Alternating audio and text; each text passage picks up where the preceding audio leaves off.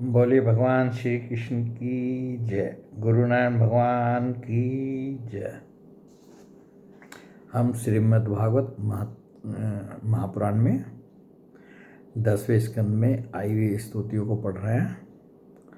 आज हम तीसरे अध्याय में जो स्तुति आई है उसका पाठ करेंगे और उससे पहले उसकी प्रस्तावना भी पढ़ेंगे कि वो स्तुति किसने की और क्यों की। तो तीसरे अध्याय में जो है ये भगवान श्री कृष्ण का प्राकट्य हुआ है और उसी का जो है थोड़ा सा वर्णन पढ़ेंगे। श्री सुखदेव जी कहते हैं, परीक्षित, अब समस्त शुभ गुणों से युक्त बहुत सुहावना समय आया। रोहिणी नक्षत्र था। आकाश के सभी नक्षत्र, ग्रह और तारे शांत सौम्य हो रहे थे। दिशाएं स्वच्छ प्रसन्न थी। निर्मल आकाश में तारे जगमगा रहे थे। पृथ्वी के बड़े बड़े नगर, छोटे छोटे गांव, हीरों की बस्तियां और हीरे आदि की खानें मंगल में हो रही थी। नदियों का जल निर्मल हो गया था। रात्रि के समय भी सरोवर में कमल खिल रहे थे। वन में वृक्षों की पंक्तियां रंग बिरंगे पुष्पों के गुच्छों से लद गई थी। कहीं पक्षी चहक रहे थे तो कहीं भौरे गुनगुना रहे थे। उस समय परम पवित्र और शीतल मंद सुगंध वायु अपने स्पर्श से लोगों को सुखदान करती हुई बह रही थी। ब्राह्मणों के अग्निहोत्र की कभी न बुझने वाली अग्नियां जो कंस के अत्याचार से बुझ गई थी, वे इस समय अपने आप जल उठी। संत पुरुष पहले से ही चाहते थे कि असुरों की बढ़ती न होने पाए। अब उनका मन सहसा प्रसन्नता से भर गया। जिस समय भगवान के आविर्भाव का अवसर आया, स्वर्ग में देवताओं की दुंदुभियां अपने आप बज उठी। किन्नर और गंधर्व मधुर स्वर में गाने लगे तथा सिद्ध और चारण भगवान के मंगलमय गुणों की स्तुति करने लगे। विद्याधरियाँ अप्सराओं के साथ नाचने लगी। बड़े बड़े देवता और ऋषि मुनि आनंद से भरकर पुष्पों की वर्षा करने लगे। जल से भरे हुए बादल समुद्र के पास जाकर धीरे धीरे गर्जना करने लगे। जन्म मृत्यु के चक्र से छुड़ाने वाले जनार्दन के अवतार का समय था। निशित चारों ओर अंधकार का साम्राज्य था। उसी समय सबके हृदय में विराजमान भगवान विष्णु देव रूपिणी देवकी के गर्भ से प्रकट हुए। बोले भगवान श्री कृष्ण की जय। जैसे पूर्व दिशा में 16 कलाओं से पूर्ण चंद्रमा का उदय हो गया हो, वसुदेव जी ने देखा उनके सामने एक अद्भुत बालक है। उसके नेत्र कमल के समान कोमल और विशाल है। और यहाँ से ये भगवान के सौंदर्य का वर्णन शुरू है। उसके नेत्र कमल के समान कोमल और विशाल हैं। 4 सुंदर हाथों में शंख, गदा, चक्र और कमल लिए हुए है। वक्ष स्थल पर श्रीवत्स का चिन्ह, अत्यंत सुंदर सुवर्णमयी रेखा है। गले में कौस्तुभ मणि झलमिला रही है। वर्षाकालीन मेघ के समान परम सुंदर श्यामल शरीर पर मनोहर पीताम्बर फहरा रहा है। बहुमूल्य वैदूर्य मणि के किरीट और कुंडल की कांति से सुंदर सुंदर घुंघराले बाल सूर्य की किरणों के समान चमक रहे हैं। कमर में चमचमाती करधनी की लड़ियां लटक रही हैं। बाहों में बाजूबंद और कलाइयों में कंकन शोभायमान हो रहे हैं। इन सब आभूषणों से सुशोभित बालक के अंग अंग से अनोखी छटा छिटक रही है। जब वसुदेव जी ने देखा कि मेरे पुत्र के रूप में तो स्वयं भगवान ही आए हैं, तब पहले तो उन्हें असीम आश्चर्य हुआ। फिर आनंद से उनकी आंखें खिल उठी। उनका रोम रोम परमानंद में मग्न हो गया। श्री कृष्ण का जन्मोत्सव मनाने की उतावली में उन्होंने उसी समय ब्राह्मणों के लिए 10,000 गायों का संकल्प कर लिया। परीक्षित, भगवान श्री कृष्ण अपनी अंग कांति से श्रुति का ग्रह को जगमग कर रहे थे। अब जब वसुदेव जी को यह निश्चय हो गया कि ये तो परम पुरुष परमात्मा ही हैं, तब भगवान का प्रभाव जान लेने से उनका सारा भय जाता रहा। अपनी बुद्धि स्थिर करके उन्होंने भगवान के चरणों में अपना सिर झुका दिया और फिर हाथ जोड़कर वे उनकी स्तुति करने लगे। वसुदेव जी ने कहा, मैं समझ गया कि आप प्रकृति से अतीत साक्षात पुरुषोत्तम हैं। आपका स्वरूप है केवल अनुभव और केवल आनंद। आप समस्त बुद्धियों के एकमात्र साक्षी हैं। आप ही सर्ग के आदि में अपनी प्रकृति से इस त्रिगुण में जगत की सृष्टि करते हैं। फिर उसमें प्रविष्ट न होने पर भी आप प्रविष्ट के समान जान पड़ते हैं। जैसे जब तक महत्व आदि कारण तत्व पृथक पृथक रहते हैं तब तक उनकी शक्ति भी पृथक पृथक होती है। जब वे इंद्रियादि 16 विकारों के साथ मिलते हैं तभी इस ब्रह्मांड की रचना करते हैं और इसे उत्पन्न करके इसी में अनुप्रविष्ट से जान पड़ते हैं। परंतु सच्ची बात तो यह है कि वे किसी भी पदार्थ में प्रवेश नहीं करते। ऐसा होने का कारण यह है कि उनसे बनी हुई जो भी वस्तु है उसमें वे पहले से ही विद्यमान रहते हैं। ठीक वैसे ही बुद्धि के द्वारा केवल गुणों के लक्षणों का ही अनुमान किया जाता है और इंद्रियों के द्वारा केवल गुण में विषयों का ही ग्रहण होता है।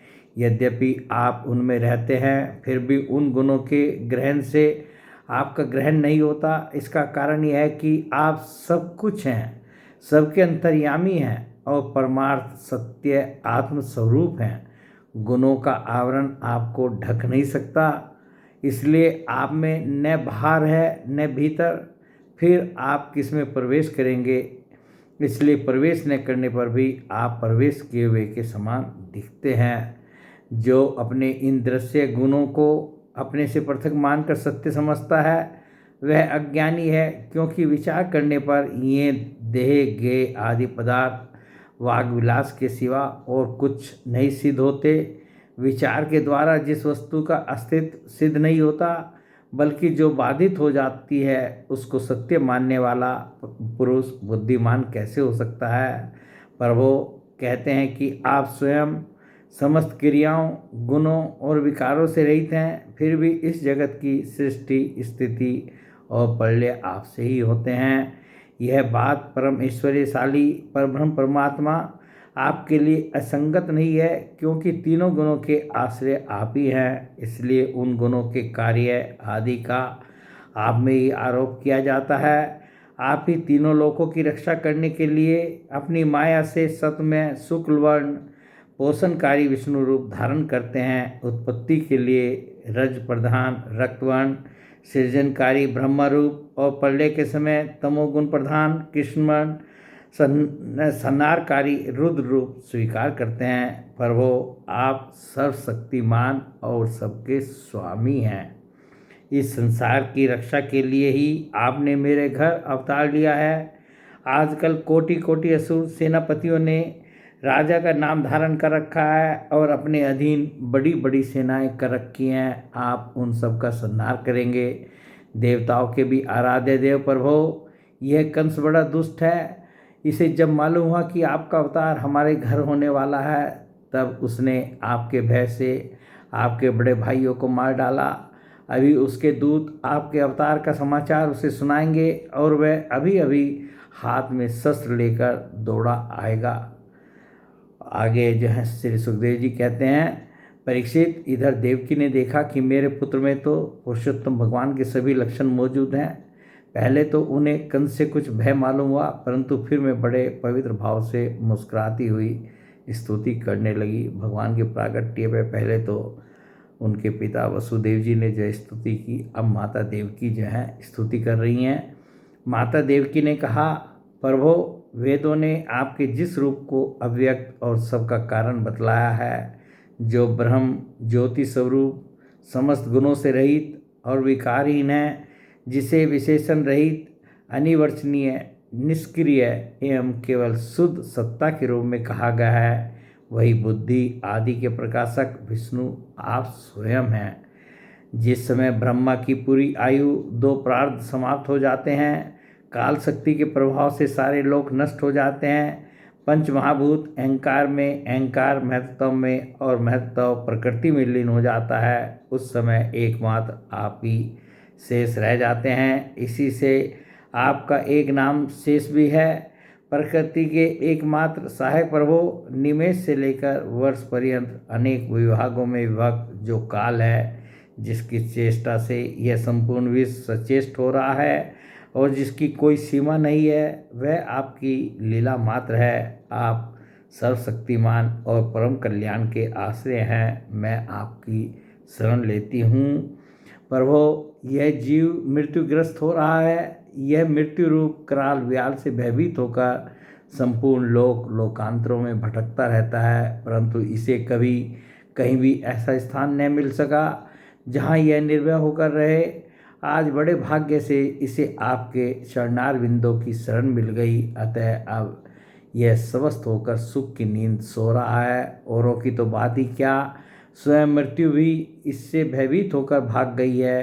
प्रभो, आप हैं भक्त भयहारी और हम लोग इस दुष्ट कंस से बहुत ही भयभीत हैं, अतः आप हमारी रक्षा कीजिए।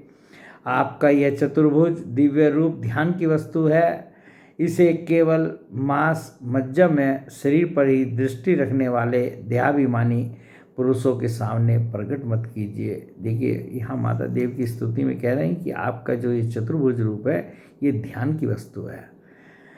मधुसूदन, इस पापी कंस को यह बात मालूम न हो कि आपका जन्म मेरे गर्भ से हुआ है। मेरा धैर्य टूट रहा है। आपके लिए मैं कंस से बहुत डर रही हूँ। विश्वात्मन, आपका यह रूप अलौकिक है। आप शंख चक्र गदा और कमल की शोभा से युक्त अपना यह चतुर्भुज रूप छिपा लीजिए। प्रलय के समय आप इस संपूर्ण विश्व को अपने शरीर में वैसे ही स्वाभाविक रूप से धारण करते हैं जैसे कोई मनुष्य अपने शरीर में रहने वाले छिद्र रूप आकाश को। वही परम पुरुष परमात्मा आप मेरे गर्भवासी हुए। यह आपकी अद्भुत मनुष्य लीला नहीं तो और क्या है। इस प्रकार माता देवकी ने जो है भगवान की स्तुति की। अब भगवान जो है माता देवकी से और पिता जो है वसुदेव जी से कह रहे हैं। श्री भगवान ने कहा, देवी, स्वयंभू मनवंतर में जब तुम्हारा पहला जन्म हुआ था, उस समय तुम्हारा नाम था प्रश्नि और ये वसुदेव सुतपा नाम के प्रजापति थे। तुम दोनों के हृदय बड़े ही शुद्ध थे। जब ब्रह्मा जी ने तुम दोनों को संतान उत्पन्न करने की आज्ञा दी, तब तुम लोगों ने इंद्रियों का दमन करके उत्कृष्ट तपस्या की। तुम दोनों ने वर्षा, वायु, घाम, शीत, उष्ण आदि काल के विभिन्न गुणों का सहन किया और प्राणायाम के द्वारा अपने मन के मल को धो डाले। तुम दोनों कभी सूखे पत्ते खा लेते और कभी हवा पीकर ही रह जाते। तुम्हारा चित्त बड़ा शांत था। इस प्रकार तुम लोगों ने मुझसे अभिष्ट वस्तु प्राप्त करने की इच्छा से मेरी आराधना की। मुझ में चित्त लगाकर ऐसा परम दुष्कर और घोर तप करते करते देवताओं के 12,000 वर्ष बीत गए। पुण्यमयी देवी, उस समय मैं तुम दोनों पर प्रसन्न हुआ, क्योंकि तुम दोनों ने तपस्या, श्रद्धा और प्रेममयी भक्ति से अपने हृदय में नित्य निरंतर मेरी भावना की थी। उस समय तुम दोनों की अभिलाषा पूर्ण करने के लिए वर देने वालों का राजा मैं इसी रूप से तुम्हारे सामने प्रकट हुआ। जब मैंने कहा कि तुम्हारी जो इच्छा हो मुझसे मांग लो, तब तुम दोनों ने मेरे जैसा पुत्र मांगा। उस समय तक विषय भोगों से तुम लोगों का कोई संबंध नहीं हुआ था। तुम्हारी कोई संतान भी न थी। इसलिए मेरी माया से मोहित होकर तुम दोनों ने मुझसे मोक्ष नहीं मांगा। तुम्हें मेरे जैसा पुत्र होने का वर प्राप्त हो गया और मैं वहाँ से चला गया। अब सफल मनोरथ होकर तुम लोग विश्व का भोग करने लगे। मैंने देखा कि संसार में शील, स्वभाव, उदारता तथा अन्य गुणों में मेरे जैसा दूसरा कोई नहीं है। भगवान के जैसा कोई दूसरा नहीं है। इसलिए मैं ही तुम दोनों का पुत्र हुआ और उस समय मैं प्रश्नि गर्भ के नाम से विख्यात हुआ। फिर दूसरे जन्म में तुम हुई अदिति और वसुदेव हुए कश्यप। उस समय भी मैं तुम्हारा पुत्र हुआ। मेरा नाम था उपेंद्र। शरीर छोटा होने के कारण लोग मुझे वामन भी कहते थे। सती देव की, तुम्हारे इस तीसरे जन्म में भी मैं उसी रूप से फिर तुम्हारा पुत्र हुआ हूँ। मेरी वाणी सर्वदा सत्य होती है। मैंने तुम्हें अपना वह रूप इसलिए दिखला दिया है कि तुम्हें मेरे पूर्व अवतारों का स्मरण हो जाए। यदि मैं ऐसा नहीं करता तो केवल मनुष्य शरीर से मेरे अवतार की पहचान नहीं हो पाती। तुम दोनों मेरे प्रति पुत्र भाव और निरंतर भ्रम भाव रखना। इस प्रकार वात्सल्य, स्नेह और चिंतन के द्वारा तुम्हें मेरे पद की प्राप्ति होगी। तो ये आज जो है हमने भगवान श्री कृष्ण की जो है उनके प्रागट्य पर उनके पिता वसुदेव जी द्वारा और माता देवकी द्वारा जो स्तुति हुई थी, वो स्तुति को पढ़ा और भगवान ने जो है स्तुति के बाद जो है जो उन दोनों से कहा और अपने 3 जन्मों का जो हमें परिचय दिया, उसका कारण बताया। ये सब हमने पढ़ा सुना। बोले भगवान श्री कृष्ण की जय। गुरु नानक भगवान की जय।